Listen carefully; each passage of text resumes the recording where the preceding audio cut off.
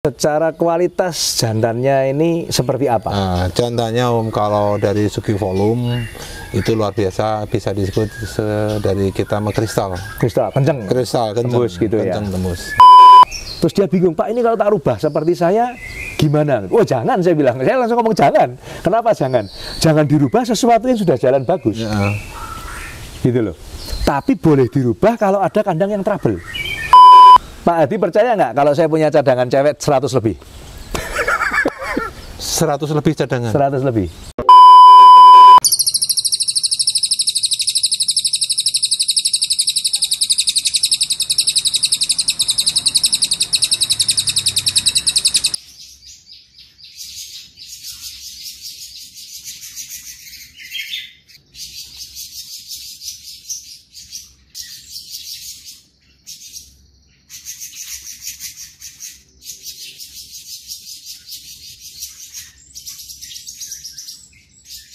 Halo, selamat siang teman-teman YouTube. Ketemu lagi dengan saya, Mr. G Kebumen PF Kebumen. Hari ini saya lagi main di AK69BF Tasikmalaya. Tasikmalaya. Ya, selamat datang Om. Ini Pak Hadi Gunawan. Namanya mirip dengan saya. Cuman belakangnya aja yang nggak mirip nih. Karena saya ada belakangnya. Ada Pak Bagio. Ada Bagionya, nama papa saya. Ini cukup seneng juga saya bisa main ke sini. Setelah kita berapa tahun yang lalu ya Pak Hadi kontak saya ya? Kurang lebih 4 tahun. 4 tahun. Jadi Pak Hadi ini ambil anak Garuda. Ya. Jadi 4 tahun yang lalu ada komunikasi via telepon ya Pak Hadi ya. Komunikasi via telepon, ambil trotol kalau nggak salah. Trotol. Rekomen dari Om Iwan Bandung. Iwan Bandung. Ya. Nah, jadi terus ambil tempat kita. Pada waktu itu sudah breeding belum Pak? Baru mulai belajar. Mulai belajar breeding. Jadi breeding ini sudah 4 tahun yang lalu. Ya. Sudah 4 tahun yang lalu breedingnya. Ambil jantan tempat kita, ya, Pak, ya. Ambil jantan tempat kita. Terus ini kembali ambil jantan lagi. Jantan lagi pastol. Kemarin tak janjiin Selasa karena saya dari Sabtu, Minggu, Senin saya keluar kota. Jadi Selasa baru bisa main ke tempat sini. Dan ya puji Tuhan bisa sampai di sini. Saya berangkat pagi sampai siang. Asik juga kita sempat ngobrol-ngobrol tadi ya, ngobrol-ngobrol istilahnya ya seputar breeding tentunya. Jadi apa namanya Pak, kalau boleh tahu kemarin ini ada order yang terakhir ini ada angin apa ini? Lihat dari apa itu dari berita Kicau Mania lagi naik daun rockstar. Nah, dari teman-teman Tasik atau dari media sosial? Dari dua Om, saya dapat dari media sosial sama dari teman Tasik yang kebetulan ada Kok Tantan, itu pemain juga, pemain lapangan, dan beliau paling rajin bukaan apa berita media. Paling rajin mengikuti perkembangan dunia perburungan. Ada event di mana, termasuk mainnya ini gini, mainnya ini gini, mainnya ini gini. Terus terang kalau saya dapat masukan dari Kok Tantan itu, sekarang yang lagi hit pastol itu Rockstar sama Si Sayang. Si Sayang punya Owen ya, Owen Jakarta. Ya. Itu dibilang istilahnya lagi hebat karena stabil. Kalau bagus hanya sekali banyak. Mewah istilahnya tampil bagus tapi nggak stabil, belum kita bilang istimewa. Kalau kita bilang istimewa atau burung mewah itu dia tampil bagus dan stabil. Stabil. Plus stabil itu yang paling sulit. Paling sulit kalau ya. menurut penilaian kita seperti itu. Ya betul. Jadi kemarin terima kasih, ini ordernya udah agak lama ya. Kemarin nunggu Pak Hadi ini liburan dulu, baru balik minggu kemarin berarti ya. Minggu kemarin. Ya kemarin saya kesini memang kita antar pastol adik Rostar 7 bulan ke sini. Pas kebetulan juga semoga hoki ya Pak. Amin. Nyampe sini kita buka, pas kebetulan juga mau bunyi gitu. Ya langsung mau bunyi. Langsung masang. Ya langsung masang. Jadi itu seputar info kenapa Pak Hadi order kembali ke tempat kita. Kalau saya boleh mereview ke belakang Pak, yang lama bagaimana?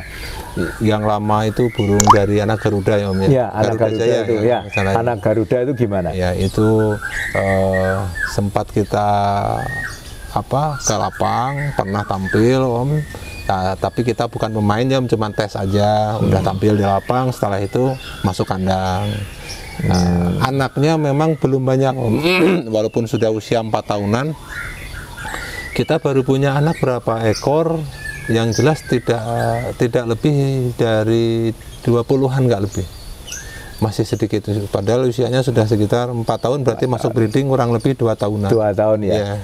Secara kualitas jantannya ini seperti apa? Nah, jantannya Om, kalau dari segi volume itu luar biasa, bisa disebut dari kita kristal kenceng tembus gitu ya. Tembus. Nah, anaknya yang sekarang lagi tren di Tasik namanya Calontong.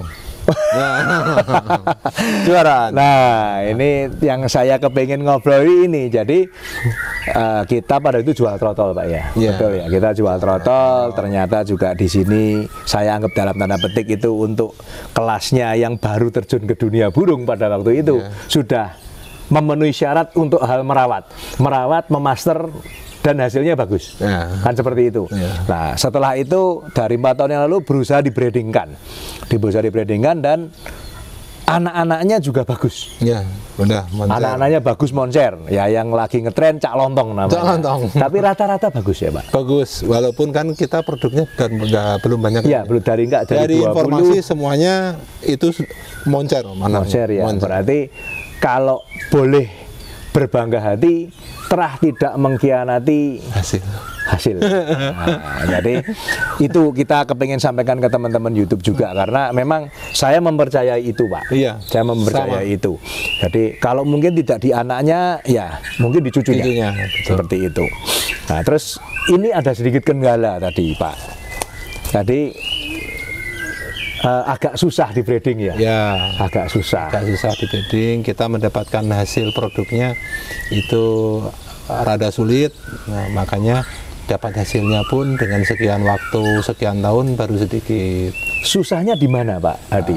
Susahnya itu dulu yang namanya Garuda, waktu kita jodohin produk itu buang anak. Oh, buang anak. Itu kan solusi dari rekan-rekan Kitomania. Kurung aja jantannya. Kalau jantannya buang anak, kita kurung jantannya.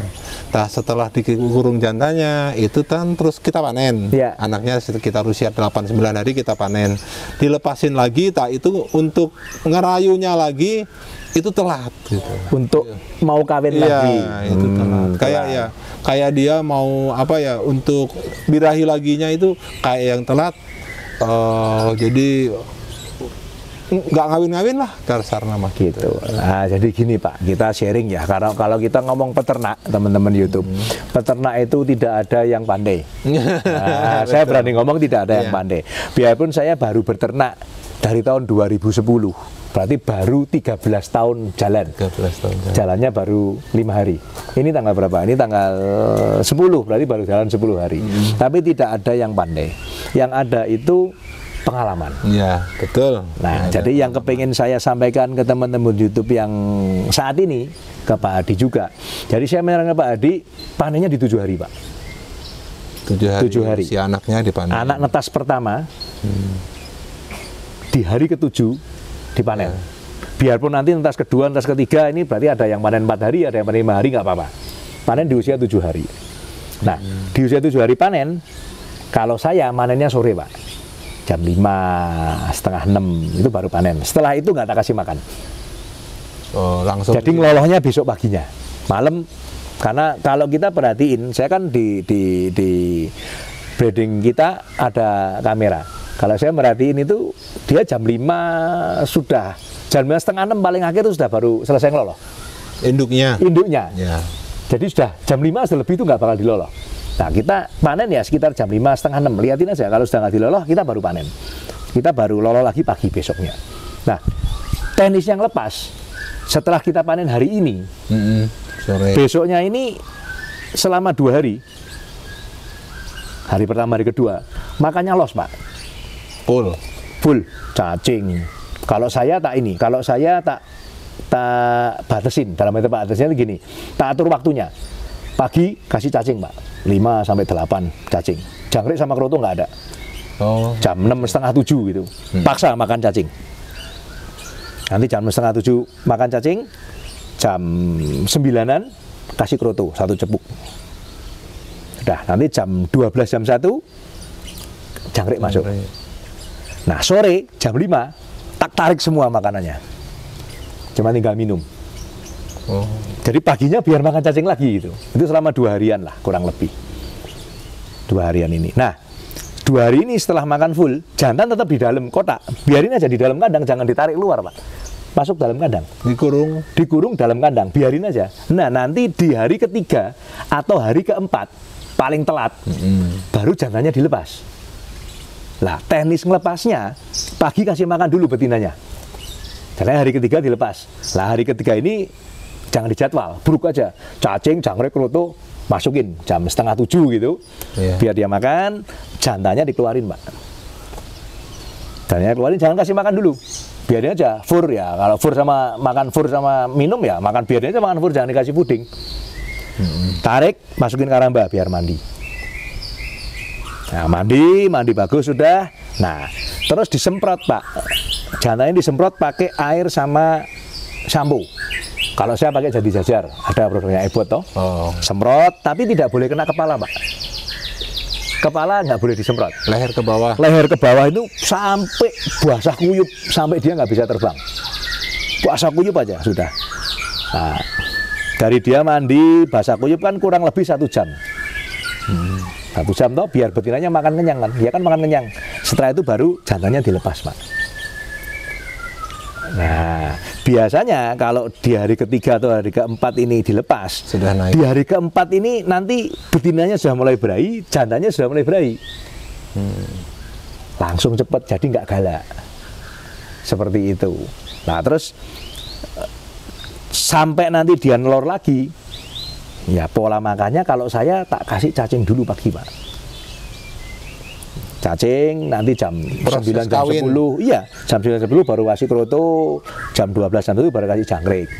Nanti jam 5 sore tarik semua makannya, biar pagi itu makan cacing dulu, karena cacing itu luar biasa. Cacing itu luar biasa, Pak, untuk kebutuhan nutrisi jantan sama betina. Nah, nanti kalau sudah mulai nelor hari pertama, hari kedua cacingnya ditarik, sudah kroto jangkrik pagi, sudah.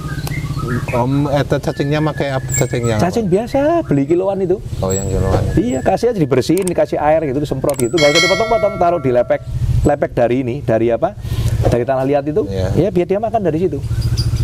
Terus tetap disediakan di dalam ya kulit telur puyuh ada. Terus jangkriknya itu kalau bisa ditambahin kalsium, Pak. Kalsium bubuk itu kan banyak di jangkriknya. Itu untuk mengurangi egg bending juga. Nah, saran saya seperti itu. Jadi ini kan gini, teman-teman trouble-nya ini memang apa ya, ngepasinnya supaya jantannya juga berahi, betinanya berahi ini yang belum klik, belum pas timingnya. Jadi akhirnya banyak song, Pak ya, banyak song tidak terkawini gitu loh. Nah, pasca panen itu teh. Itu kan panen. Jadi memang pola makannya harus bagus dulu, Pak. Jadi kalau betina habis ngeloloh, habis angker, habis ngeloloh kita panen 7 hari itu kan capek, Pak. Apalagi dengan jantan dikurung. Itu berarti yang ngeloloh kan full betinanya, yang ngeloloh. Ya sudah angkrem lama. Kalau ibarat manusia ini istrinya habis 9 bulan nih mengandung. Di Mr. Gin nangkap indukan pakai kurung. Semprot dulu. Saya kalau tidak sakit, saya tidak pernah tak pegang tangan. Jadi saya meminimalkan tak kontak tangan, Pak. Kalau sakit baru tak pegang, diobatin. Tapi kalau nangkep jantan ya semprot aja. Disemprot pakai air sama sampo kan cepet, Pak. Kena sayapnya sebentar pasti turun. Terus sangkar kotak itu sorokannya ditarik semua, dimiringin, terus digiring kan masuk, Pak. Terus sorokannya dipasang lagi, sudah tinggal bawa keluar gitu. Jadi saya kalau nangkep muda kandang, nangkep indukan tidak pernah tak pegang pakai seser gitu, nggak pernah, Pak. Semprot. Saya anti, megang burung itu anti, kecuali sakit. Kalau sakit harus dipegang, diobatin. Itu aja kalau sakit yang masih bisa makan sendiri gitu enggak. Kalau sudah agak parah gitu baru kita pegang. Seperti itu. Kalau enggak, ya enggak tahu. Saya agak anti itu, megang-megang seperti itu. Biasanya kalau dipegang itu kadang-kadang ya ada yang enggak mau, Pak. Kalau keluar masuk kandang, orangnya ya keluar masuk aja, biasa Pak. Aja. Biasa. Yang saya seminggu sekali kan, saya beda dengan Bapak. Saya pakainya tuh floor. Ini bawahnya pakai floor, iya, floor. Pakai semen dikepiok aja sudah. Seminggu sekali orangnya masuk pakai selang di kosek, tapi ya nggak berdiri toh, jongkok kosek itu selesai sudah keluar lagi. Mau ada anaknya, mau ngangkrem, mau ngoloh nggak ada masalah. 1 minggu sekali. Seminggu sekali. Habis tak bersihkan, semprot antisep yang untuk kandang ayam itu. Semprot itu sudah. Semacam rodalon seperti apa? Ya, kalau saya pakai antisep lah. Soalnya itu kan memang diperuntukkan untuk unggas gitu loh. Ya, saya pakai yang sudah ada peruntukannya lah. Seperti itu. Lebih ini, Pak, lebih secara kesehatan itu lebih bagus menurut saya. Menurut saya ya, cuman orang kan tiap orang punya kiat untuk beternak sendiri-sendiri tuh. Justru nanti setelah ada trouble, lah bisa dirubah. Ngikut kita, karena nggak selamanya ngikut kita jadi bener loh, Pak, jangan salah loh, Pak. Betul.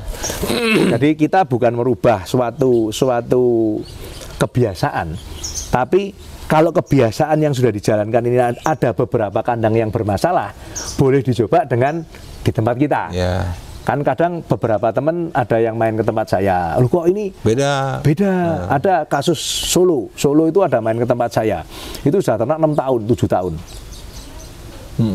Dia lihat tempat saya bingung, karena kita pagi cacing, kasih kerutu, kasih jangkrik, pola makannya kita teratur gitu. Sedangkan di sana pakainya cuma ular kandang, ular balap itu, kandang yang kecil-kecil sama jangkrik, sudah itu toh. Terus dia bingung, Pak, ini kalau tak rubah seperti saya gimana? Oh jangan, saya bilang, saya langsung ngomong jangan. Kenapa jangan? Jangan dirubah sesuatu yang sudah jalan bagus, gitu loh. Tapi boleh dirubah kalau ada kandang yang trouble. Contoh kata Bapak, kandangnya 15 seandainya. 15 kandang ini dengan pola perawatan pakai ular kandang itu 10 bagus, nggak ada masalah. Terus yang 5 ini yang mungkin trouble, benar-benar trouble itu 2 gitu. Ya coba yang 2 ini dengan pola tempat saya. Jadi lebih baik enggak gitu. Jadi ada perubahan. Nah, kalau ada perubahan lebih baik, tidak ada salahnya ya dipakai. Tapi yang 10 yang sudah jalan bagus ya biarin aja. Betul. Karena yang ini dirubah jadi tempat kita belum tentu baik, belum tentu jalan gitu loh. Pak Hadi, sekarang ini ada berapa kandang nih, Pak? Kandangnya ada 16, cuman sekarang yang diproduksikan di sini 12. Yang 4? Yang itu untuk baby sister kayak gitu. Untuk baby sister. Yang rewel. Yang rewel ambil telur, buang anak. Ya, jadi di Pak Adi Gunawan ini di AK itu singkatannya apa, Pak? Saya kepengen nanya dari dulu. AK itu singkatannya apa, Pak? Kalau 69 saya tahu nomor rumahnya. Tadi saya ingat nomor rumahnya 69 gitu. AK-nya ini apa? Ini mesti ada artinya, Pak. Ada sesuatu. Nah, jadi ada 12 yang diindukan. Ada indukan. Yang 4 itu untuk baby sister. Untuk baby sister pengeraman. Sama ngeloloh sampai nanti panen. Poligami atau tidak? Tidak poligami. Tidak poligami. Jadi satu jantan satu betina. Satu betina. Paling kalau misalnya ganti betina juga kalau pas lagi mabung misalnya. Itu pun kalau ada betina yang cocok. Kadang banyakan, kadang nggak mau di kita, Om. Gini, Pak. Kalau saya boleh saran ya. Maaf ya, kita sharing nih. Kalau saya lihat di Bapak itu bukan tidak cocok, Pak. Tapi timingnya betina berahi yang nggak pas. Kalau di tempat saya berbagi sharingan ke Bapak. Saya itu hampir dari 38 kandang, itu hampir semuanya produksi gitu. Soalnya kenapa? Begitu ada betina yang ambrol, Kita ganti yang memang yang kondisinya berahi. Oh, iya. Jangan kondisinya tidak berahi. Jadi mungkin nanti Pak Hadi harus bisa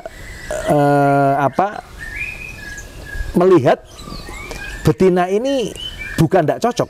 Memang ada yang tidak cocok sama sekali, itu ada. Tapi timing birahinya. Karena menurut saya itu kunci memang di betina, Pak. Kalau jantan itu tinggal ngawin. Yang banyak KDRT, apalagi kita main prestasi. Pak Adi Gunawan main prestasi juga ini. Jadi kalau main prestasi, ini tidak boleh atau tidak gampang jodohin. Ya, KDRT-nya tinggi. Jadi memang harus betina yang memang harus berahi banget. Kalau betina berahi banget tuh jadinya galak, otomatis dia ngeper pasti ngawin, Pak. Karena jantannya itu cuma ngawin. Yang harus diberahikan betina dulu. Iya. Jantannya kalau bisa pada waktu jodohin itu foodingnya dikurangin. Kalau doyan food kasih food aja. Itu mungkin yang bisa ngepasinya seperti itu, Pak. Iya, benar. Jadi terus main prestasi enak ya, Pak? Enak. Jadi pas Pak Adi Gunawan ini main prestasi juga nih teman-teman YouTube nih.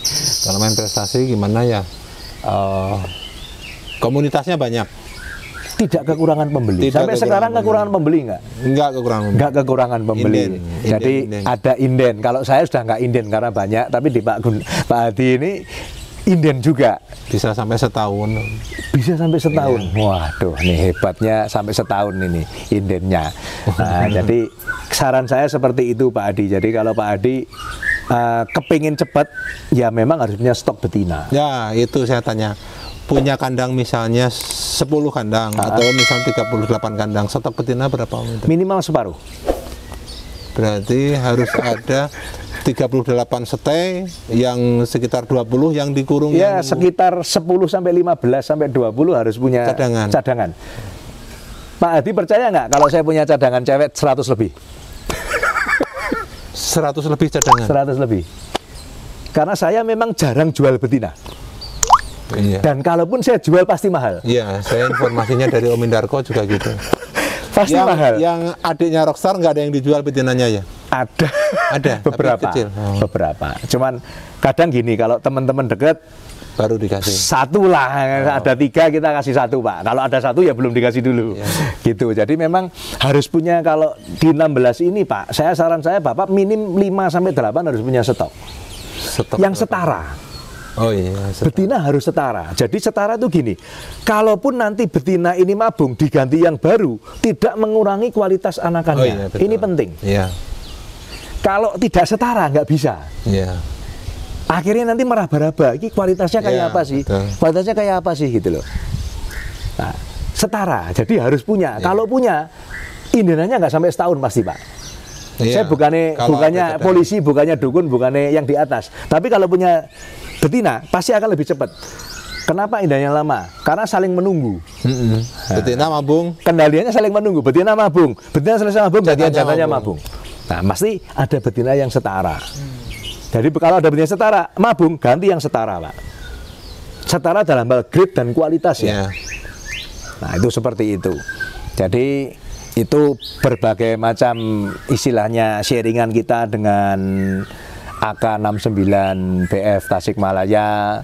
Ya, semoga saya datang ke sini juga ya sama-sama belajar kalau kita bilang. Dan kalau teman-teman Tasik mau minta anakan-anakan yang dari tempat kita juga ada. Nah, mungkin ini yang adiknya Rockstar juga kalau nggak salah nggak lama juga akan diternak ini. Insya Allah ya. Karena pasti banyak yang inden kalau saya lihat. Apa animonya, memang luar biasa Pak. Biarpun saya Rockstar itu saya jual nggak mahal dalam tanda kutip ya, tapi saya dapat efek dominonya ini luar biasa.